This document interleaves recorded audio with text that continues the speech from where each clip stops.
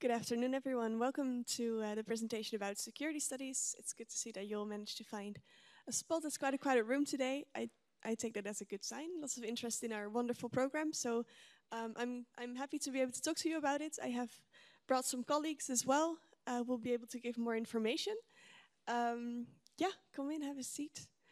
I will quickly introduce the WOOC Lab. So there's people watching this session online, and those people also get to ask questions. So to those people, they can go to wooclab.com. That's wooclap.com, wooclab.com. There they can insert the event code BAS Den Haag. That's BASSDENHAAG. And there they can fill in a question, and then Gatha will see those questions, and if it comes at a relevant point in the presentation, we'll answer the questions. If you're here in the room, please just raise your hand and ask your question here in person. So this is your panel for today. I'll just briefly give you some time to introduce yourselves. Hi everyone, good afternoon. Welcome also on my behalf. My name is Katarina. I'm one of the tutors here at the Bachelor's of Security Studies, and I'm teaching the smaller work group sessions, as we call them, alongside the bigger plenary lectures. So this year I've been teaching Skills Lab 1, which is the first course for the incoming students that centers around skill practice in academic and professional skills. And on the second year, I am teaching cyber threats, where we learn about cyber security and its important and different aspects of it. I'm also a researcher, a PhD researcher here at Leiden University, specializing in cybersecurity and crisis management. Yes, thank you. Welcome everyone. My name is Gabriela. I'm a third-year security studies student. I'm currently in my elective space, so I'm doing a minor in European Union Studies. And I can answer all your questions about how student life is in The Hague and about the courses and give you a perspective of a student. Thank you. Yeah, my name is Anneleen van der Meer. I'm the program director for the Bachelor of Security Studies. I teach in the program. I teach case study Syria. I do some thesis supervision. And I'm also a researcher for the university. So in my research, I focus on strategy, on weapons of mass destruction and chemical weapons in particular. But I'm interested in all things war and strategy, which is just one of the things that we do in the program. I'm also really interested to see who you are. So just very quickly, who is here from the Netherlands? Right, that's by far most of you. Who's here from outside of the Netherlands, but from Europe? Is there anyone from outside of Europe? Where are you from? From Russia. Welcome. Good to see you. Did you travel here from there today, or are you here for like a longer? Right. Welcome. Well, good to see you. Anyone from Europe wants to share where they're from? Germany, maybe? Do you have Germans in the room? Yes, we have Germans in the room. People from Belgium, maybe? Yes, we have Belgians in the room as well. Another European country that I haven't mentioned. Yeah, where are you from? Oh, Ireland. Oh, sorry, Ireland. Welcome. Hi. Yes, anyone else? Anywhere else in Europe? Poland? Yes. Good. Anyone else that I haven't? Anyone from Scandinavia? Did anyone travel more than 7 hours to get here today? Or yesterday, maybe. Maybe decided to travel in early. Anyone traveled from Groningen, maybe? Groningen or Friesland? That's quite far out. No? So most of the Dutch people are from the region then, I assume. Zuid-Holland, Utrecht. Where are you from? Drenthe. Okay. That's almost as far as Groningen, yeah? Yeah, where are you from? Limburg, that's also almost as far as Groningen, except the other way, yeah. Well, welcome. It's very good to see you, and I'm very grateful that you made the trip to be with us today. So we're going to talk about the program, of course, and a good place to start is what is security studies? I think you want to know what security studies is. So in our program, we don't just study security, we also study safety. So it's both about safety and security. Now, what might the difference between those two be? Does anyone know the difference between safety and security? Does anyone want to make a guess? Yeah? Safety is a feeling. Go around town and feel safe that nothing will happen to you. Security is the way through which we can feel safe. Okay, so safety as a feeling and security as maybe a process or policy or like a means of getting to a state of safety. Yeah, could be. It's not the answer I'm looking for, but it's a good attempt. Yeah, in the back there. Safety and security, it's about the intent. So safety is something that's accidental. Security is, for example, terrorism, because it's with the intent to disturb something. Yes, very good. That was the answer I'm looking for. So safety is about unintentional harms to humans, and security is about intentional harms to humans. That's how we distinguish between the two academically. So it's about the intent. Now that we know that, let's look at some examples. Is this a case of safety or a case of security? Yeah. Security, and why? Yeah, it's intentional. It's a war. There's an intent behind it. Uh, an intentional decision was taken to cause harm. Yeah, absolutely. Is this safety or security? Yeah. Safety, and why? Yes, a flood cannot be planned by. Well, I think technically it could be planned by someone, but in this case, no. Probably that was a natural disaster. Yeah, very good. Welcome. This is the streets of Haiti. Is that a safety or security case? These are Kenyan security forces patrolling the streets of Haiti. Is that safety or security? Yes, I hear people whispering security. That's the correct answer. Another example, this is the earthquake in Afghanistan last summer. Is that safety or security? Safety, yes. It's a case of, again, it's a natural disaster, so no intent. But then if we zoom in a little bit, because I chose this picture for a reason, it says UN Women. What does that make you think about? Are we still in the realm of safety, or?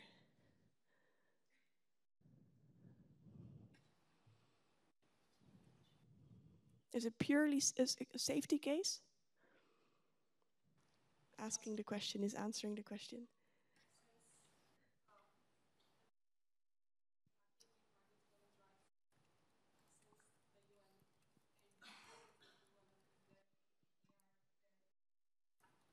Yeah. Yeah, very good. The Taliban regime targets women and undermines women's rights. And so for women in particular, getting the aid that they need in a case like this is much more difficult. And so an element of intent comes in. So a case that is maybe at first sight a safety case has security elements. And the opposite can be true as well, right? In a case of security, maybe a war zone, there can be unintended effects, a breakdown in systems, a breakdown in infrastructure that then causes harm to humans from, in a safety sense.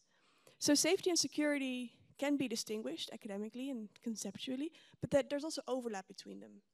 And not just overlap in, when those things come together, but also in how we respond. So the way that in which we respond to a case of safety could have similarities to how we respond to a case of security. So this is why we combine them in our program. It's called Security Studies, but we also do a good bit of safety.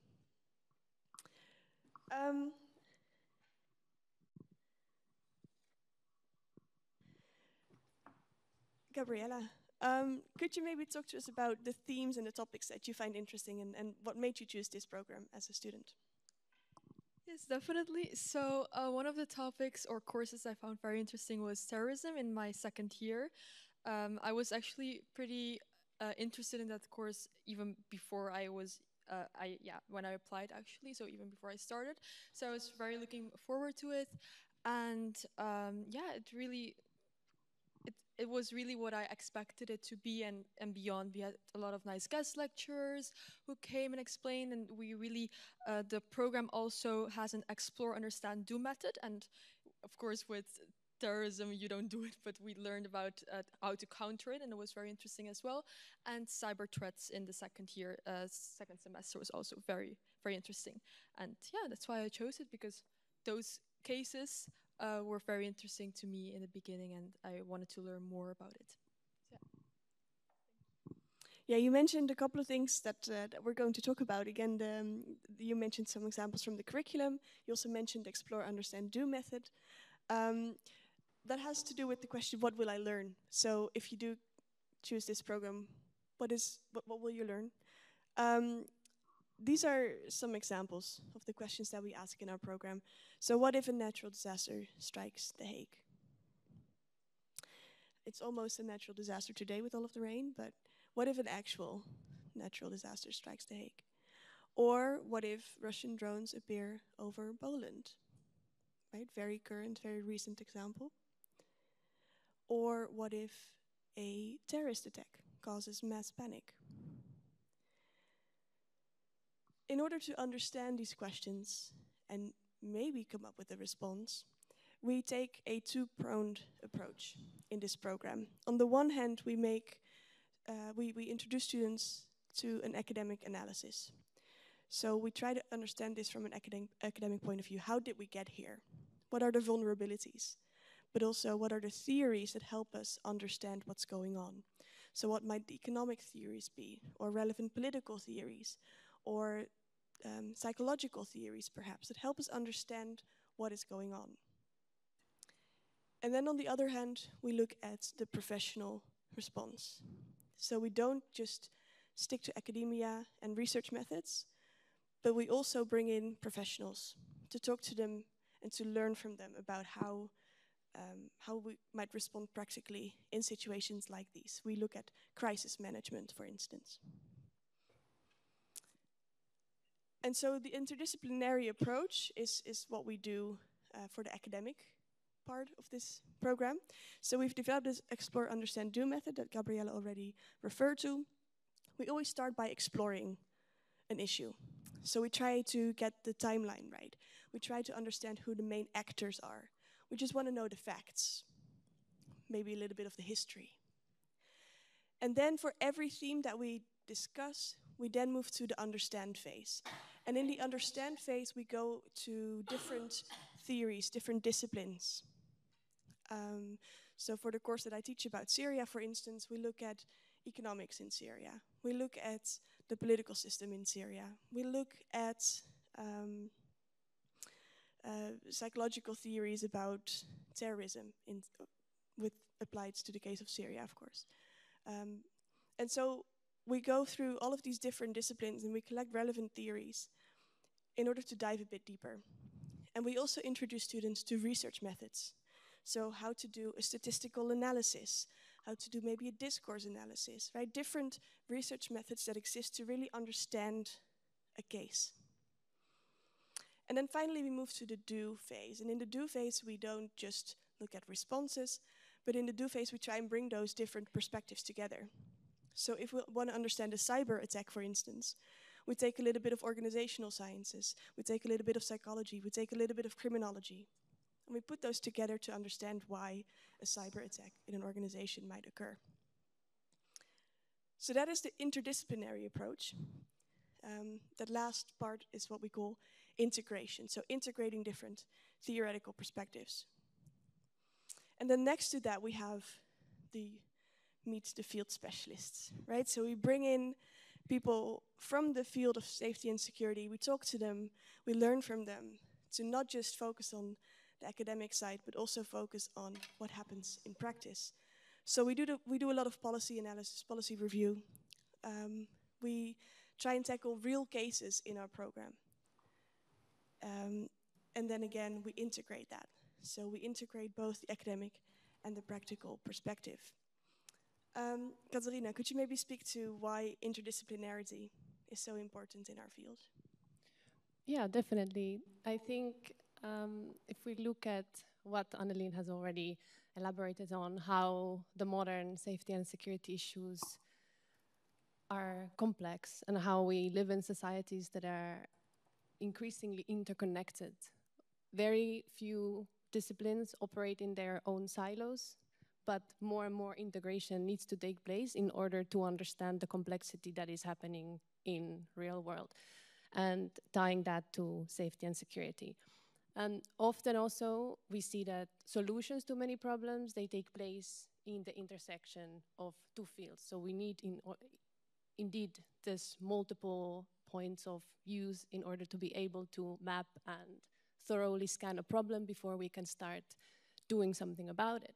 And I think this is a value that the students from the program can take away beyond academia when they leave the program itself, because this also teaches you as a professional to understand the importance of other people's expertise in order to collaborate in teams where multiple different specialists are working towards a similar solution. So it teaches you also this broader mindset in order to collaborate in the future more effectively. Yeah. Collaboration is enormously important. I always say that we train our students to become spiders in the web. So if you take our program, you might end up being this spider in the middle of the web where you talk to political scientists, and you talk to crisis specialists, and you talk to cyber specialists, and you talk to all of these different people, and you know plenty to be able to talk to all of these different people. And you have learned how to use all of their knowledge and bring it together in order to respond to a crisis or to another safety or security issue. Gabriella, could you maybe share some of the guest lecturers or the practitioners that you met in the program that you were excited about? Yes, definitely. So we have a lot of interesting guest lectures for every course, actually. So all the course has their own guest lectures that are invited by the professors.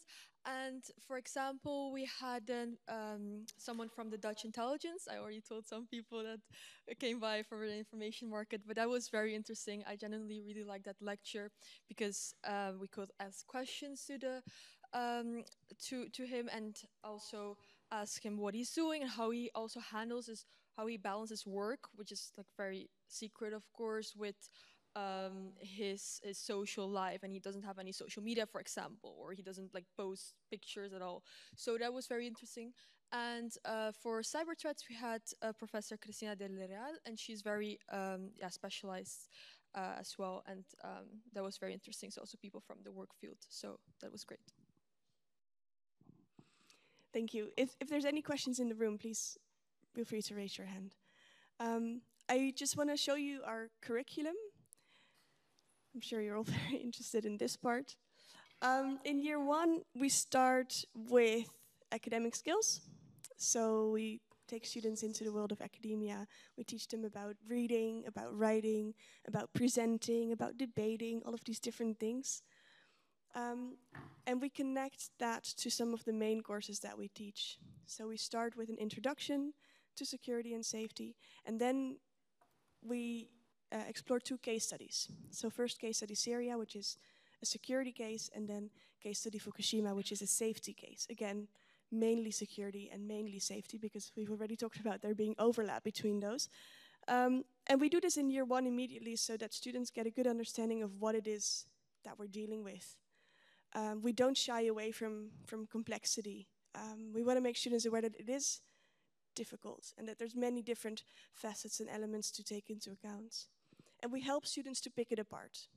So the goal is not to teach you everything there's to know about Syria, but the goal is to teach you the tools that you need to understand modern conflicts so that you can apply that to different conflicts. And the same goes for Fukushima, that you might apply those skills in different contexts as well.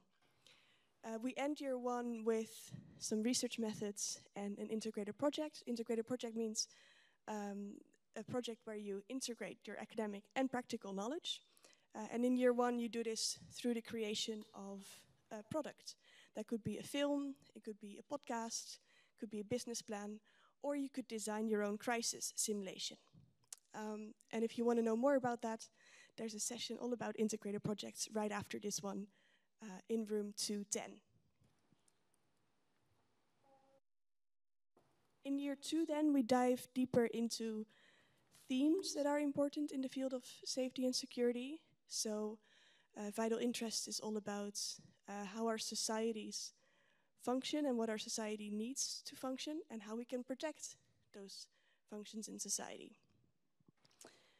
We focus on terrorism and counterterrorism, cyber, law, economics, and then finally war and peace. This is not an exhaustive list, right? There are many different themes in safety and security, but we've chosen these ones because of their prominence, but also because, again, they allow us to teach you tools that you can use in other contexts as well. And along this, of course, there are the research methods. This is an academic program, so we do teach you about statistics and about textual analysis and about all of these other methods that academics use to do their research. And you're going to need this in year three, because in year three, you will be writing your thesis, which is that big academic project at the end. But in year three, there's also space for you to maybe do an internship, study abroad, or study a minor either here or at a different program in the Netherlands or elsewhere. And in year three, we also, again, have an integrated project. This is a very exciting one. Because in integrated project 2, we invite clients from the field and students get to advise those clients. So we work with partners like the Ministry of Foreign Affairs, or we've had NATO as a client, we have had TNO as a client, we've had the counterterrorism coordinator as a client, and these people, they come in from the field and they ask our students to help them with a project or a problem that they are working on. So these are real life cases that our students get to work on. And many of our students end up doing internships with these organizations. Some have also found jobs with these organizations. There was a question in the back. No, my question was if you had partnerships with, for example, data or things like that, that's great for internships. Yeah, we are in The Hague, and there's lots of international organizations in The Hague that work on safety and security topics. And that's a massive luxury for us that we're able to work with them. They're able to just go out the door, come in the door here, and chat with our students. So that's always very exciting. More information about Integrated Project 2 is also in that theme cafe in room 210, just after this session. So if you're interested in that, I would definitely encourage you to check that out. I will be there as well if you have any more questions. Speaking about integrated projects, Gabriella, what did you do for Integrated Project 1? Yes, so as you know, Integrated Project 1 was in the first year, so I chose film because I thought that was very interesting I'm very creative as well, so I liked to combine it. And we went with it's a group project, so we went as a group to Amsterdam to the red light district, and we conducted research and we interviewed people as well, like security issues and how the people who work there are treated, for example, and what security issues are at play and how big the issue is. So we went there, and of course we also learned how to actually do an interview, because you cannot just go there and ask people stuff because it's very sensitive. So you need to be ethical, and we also learned that during the research or during the integrated projects one, because it goes together with the research course. So it was very interesting, and that's what I did. But you can also choose to do a podcast or crisis simulation, which I heard was very interesting as well. So Yeah, so do check that out in the room just down the hall.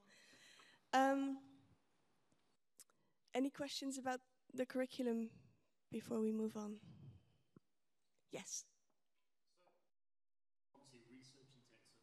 How is AI and the tooling of AI supporting the curriculum?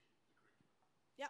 So AI is a huge topic, of course, that we're thinking about especially as program management, it can be quite tricky to find a good balance, because on the one hand, we want to teach students how to use AI responsibly.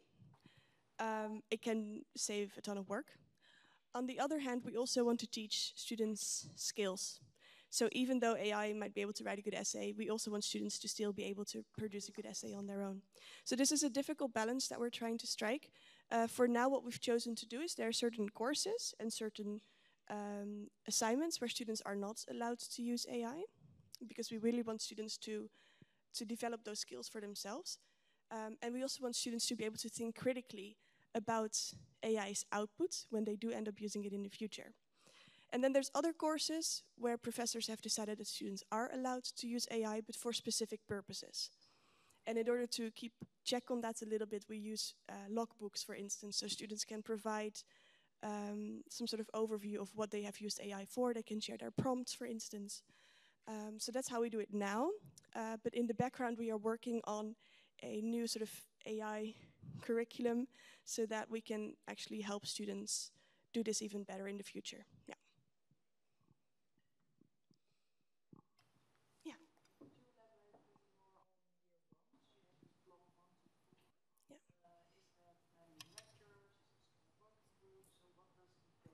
Yeah. What does it look like? Well, it has to do with the structure of the program. So we work with both lectures and work groups. In year one, all of the skills courses are work groups. So that happens in small groups, 15 students max, 15 or 16 students. And so students get to practice their skills in a very small setting, very friendly setting with the tutors. And skills labs, I think, also have an important social function. So you get to know the people around you a bit better. That's more difficult in a big room like this. So that's the skills labs courses. The introduction and the case study courses take place in a big room like this. In year 2 and 3, that's different. So in year 2 and 3, all of the courses have both lectures and work groups. Yeah, so both big lectures such as this one, and then also smaller groups, 25 students in that case. And students get to practice what they've learned in the lectures in those small groups in year 2 and 3. Yep. For after the seminar lessons and so on, recorded so that be reviewed later by the students or not? So it depends per course a little bit. The standard is that they're not recorded. So the standard is that students have to come to class and participate in order to, learn. Yeah.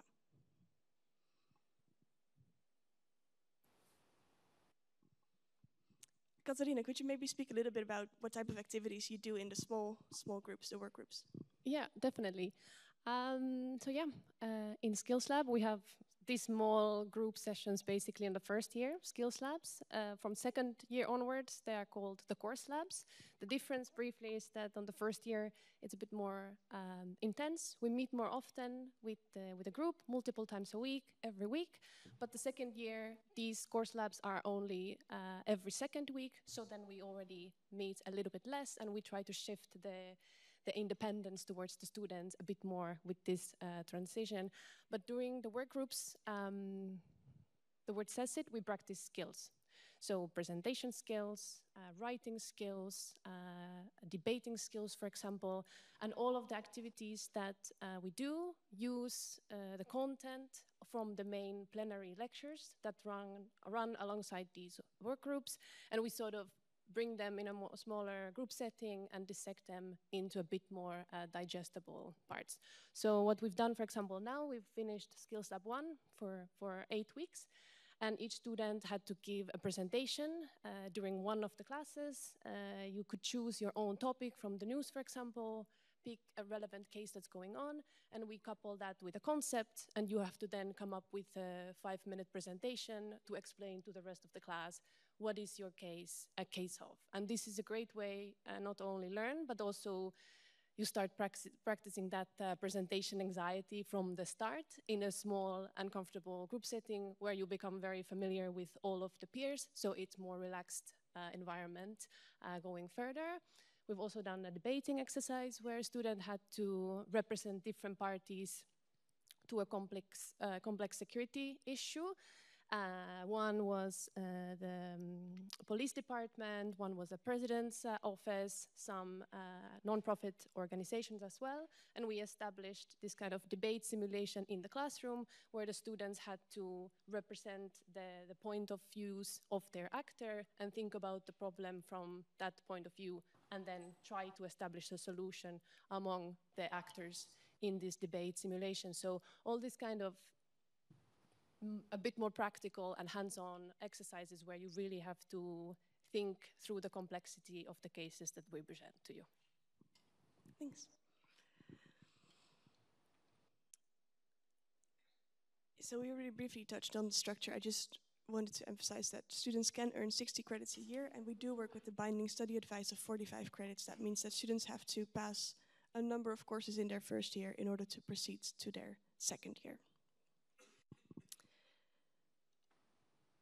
Just a reminder for the people online to ask their questions via WooClap if they want to. Are there any questions that have come in? Okay, we can keep going.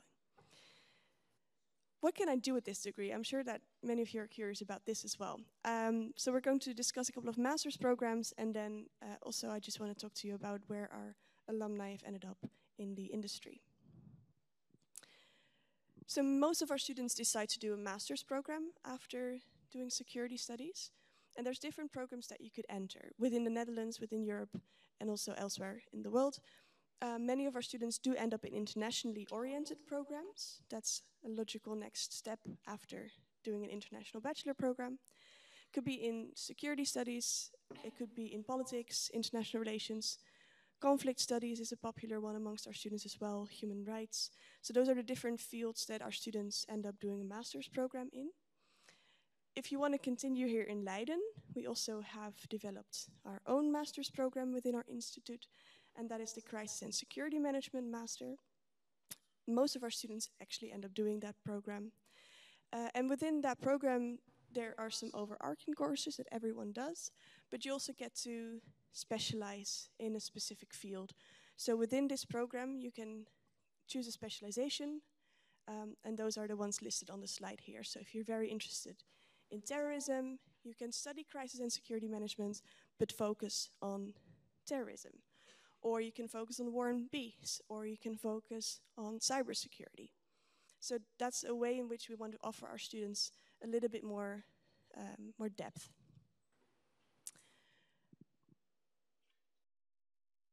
Then there are obviously different careers that our students have ended up in. These are just, I would say, the top ones that our students end up going into. So many of our students end up in government. That could be national government, could be international government, European Union, for instance. Could also be local government, NGOs, businesses.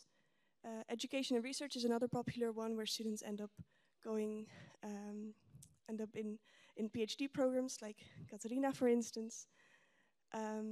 Or education in the professional fields. We have some students who ended up educating security specialists in specific fields. We have students going into media, and then there's a number of other ones. I'll give you some examples. These are some screenshots that our students, or our former students, have given us permission to share with you. So just some examples of what they ended up doing. Politics and policy, consultancy, the defense sector is popular as well. And then security analysis, and that could be in different fields. So it could be in finance, in cyber, or otherwise. So these are just some examples that our students have pursued. Some of the organizations that you see here on this slide have also been clients in our Integrated Project 2 course. So this is again to say that we don't just try and train our students for relevant fields, but we also bring those fields back into our program so that students get to encounter them early on.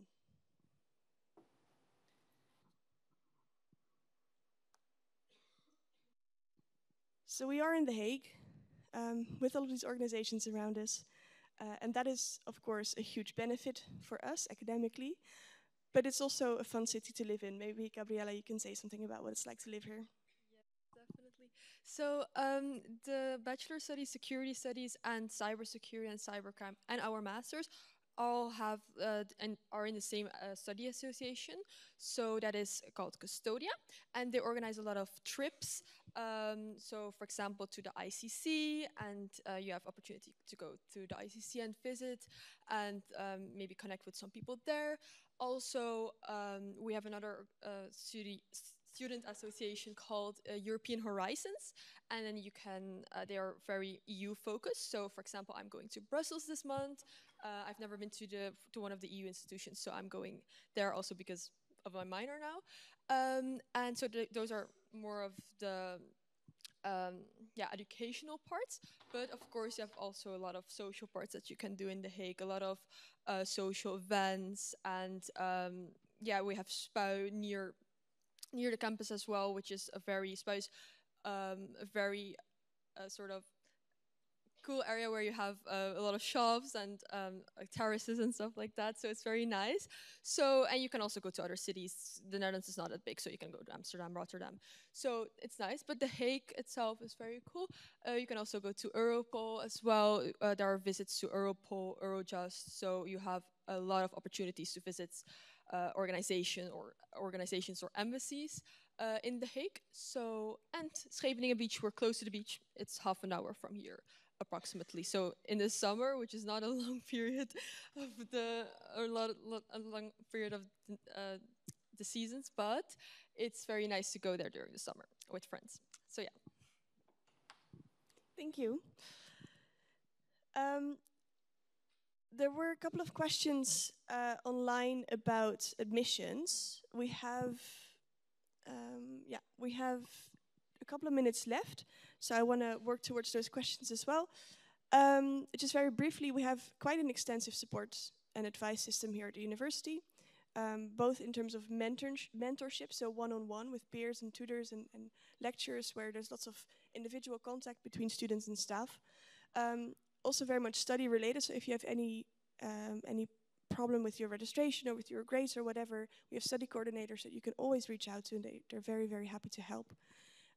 If there's any personal circumstances that you're struggling with, we have study advisors who can help give you extensions on your assignments, for instance, or they can help you with a study plan if you're struggling to fit all of the courses.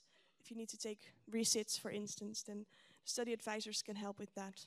And we have a career center where you can, take workshops, workshops around CV building, workshops about interviewing, workshops about careers in the Netherlands, careers elsewhere.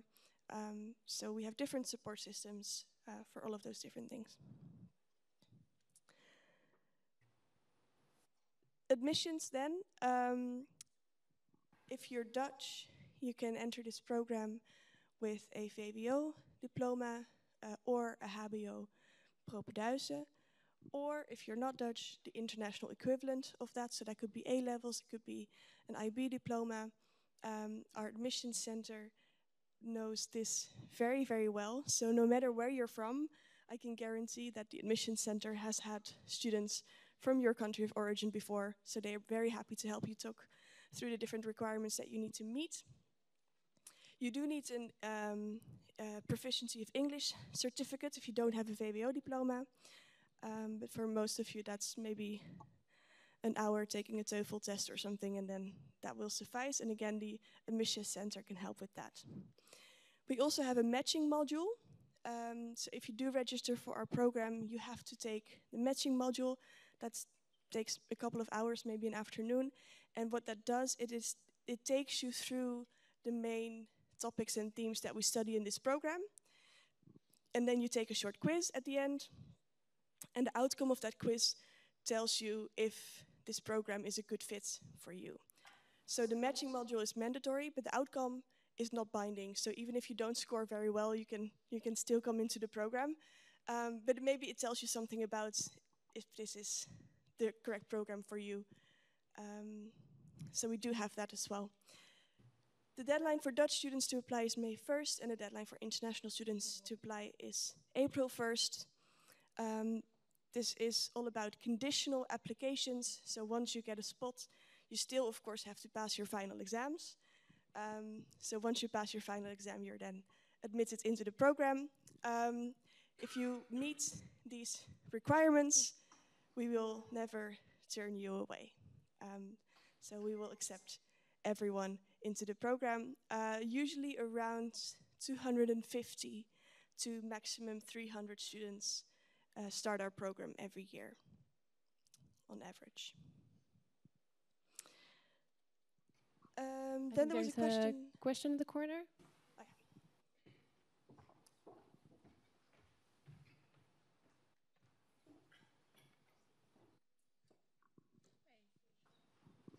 yeah. So when is this matching module taking place?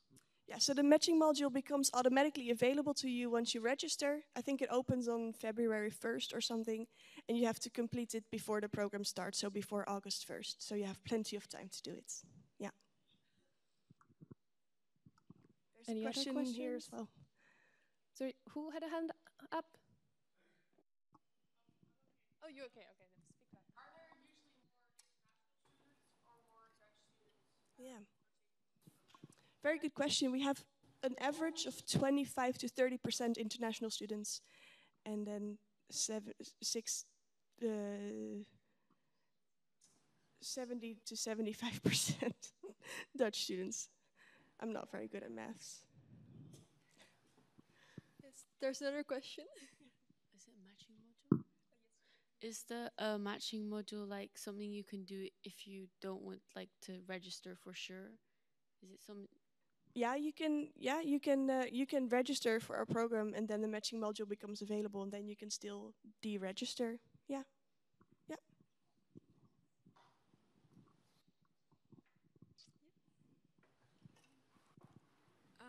I see a lot of people get into business, but there aren't any finance or economics in this program. So how do they end up, and what do they do?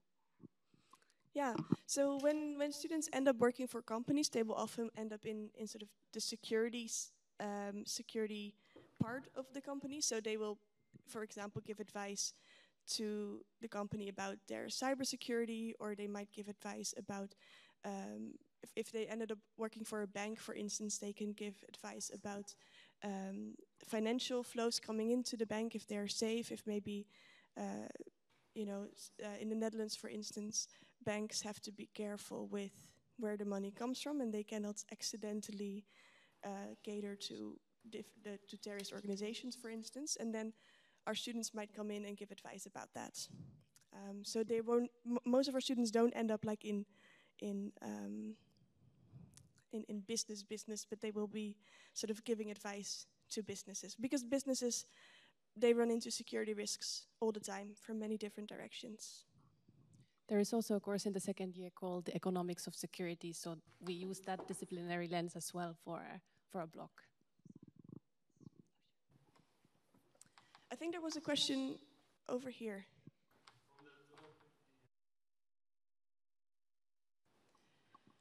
How many finish the studies? I think 86%? Okay, thank you. Usually my colleague who's the study coordinator is here, and then she has all of these facts and figures, but she couldn't be here today. But my other colleague is here, and he knows that 86% finish, yeah.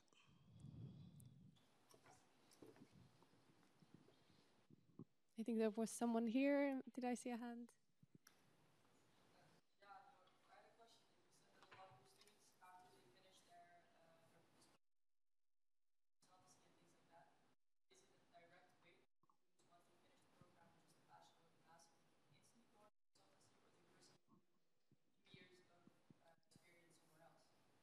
Yeah, so this is quite quick actually. We just got new numbers about this. Again, most of our students go into our master's program, and if you then look at the numbers in our master's program, the average time that it takes those students to find a job relevant to their field is only 2.5 months, so fairly quickly. From the bachelor's program, there also have been some. I remember on my class, for example, there were some that managed to get a working student position in a consultancy while they were doing the bachelor's program. So then, of course, your the work that you do as an individual, the extracurricular things or your networking that you put in place can also enable the opportunity for you. But many people also continue to the master's program and also develop a bit experience throughout. But it's not impossible. There are cases where students go directly as well. I'm just going to quickly jump in because we got a lot of questions about the difference between security studies and cybersecurity. The biggest difference between the two studies is that cybersecurity and cybercrime, that bachelor is in Dutch, and security studies is a completely English taught program.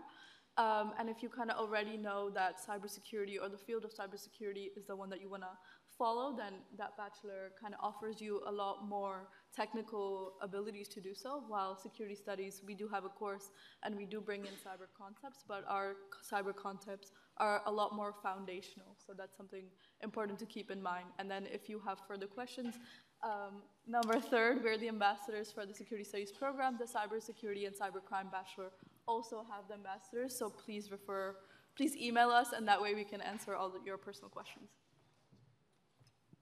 Yeah, and that counts for anything, right? If you have questions about the other bachelors in cybersecurity and cybercrime, you can email us, but you can also email us with questions about registration, about admissions, about anything really. And then there's this email address here, securitystudies.info@fgga.leidenuniv.nl. If you're interested in experiencing a little bit more, you can join our Experience Day on Saturday the 22nd of November. One of our lecturers will then give you a mini lecture, and then you get to also do a mini skills lab where you dive into the material a little bit more. And you can also sign up to be a student for a day. So that is not on a Saturday, but that's on a regular everyday day. And you get to just join in on lectures and work groups. Yeah, so do go to the to room 210 if you want to know more about integrated projects. And we're here for any other questions you might have. And as you guys are also